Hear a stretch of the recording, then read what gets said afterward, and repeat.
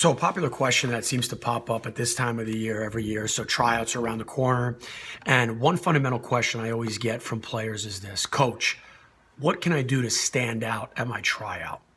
All right, this is always a fundamental big question that every player thinks that there's this magical secret and magical formula that if I do something extra different at this tryout, I'm going to stand out and everybody's going to say, yes, that's the kid I need to have here.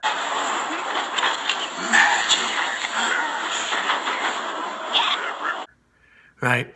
Just as ridiculous as that sounds in that part, the reality is it's a mindset. It really is a true, very real mindset that goes on in the industry, is where players genuinely believe that what can I do to stand out in this frame, in this time frame, right? So it's 2-3 days. What can I do to set myself apart? Well, why didn't you figure that out while you were playing during your season? Why is it now you're trying to figure out what's going to make you stand apart? Right? And this is fundamentally something that I teach players all the time, is to understand this. Going into any tryout, you can't sell yourself as something that you're not. You can't suddenly go and start doing something different and think that, oh, wow, if I go in there and I show them this, then maybe they'll like me. Yeah, but then once they find out the truth that that's not you, who's the one gets hurt in the end? I've seen that happen before. I know of a specific player right now, thinking in my head, of kid went in, had an amazing tryout, played above his head on a totally different wavelength than what he's usually used to. And then when the season started, he wasn't delivering the goods of what the coach thought he was coming out of that tryout.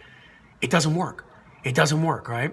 The only thing that you can do is this, and I tell players this all the time, right? Identify your strengths and show your strengths at the tryout. That's it.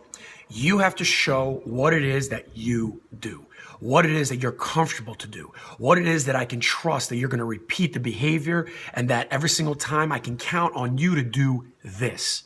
Because if I see that and I see what you're really good at and I see that you're consistent at it, that's how I buy into you. But if I'm watching you and I see something different at tryouts and then the season starts and then I see that you're not able to do that, who loses in the end? All right? So be smart. Going into the tryout, guys, think of it like this. Zone in, figure out what your strengths are, and just get after it and be the best at what it is that you know you're good at. Period.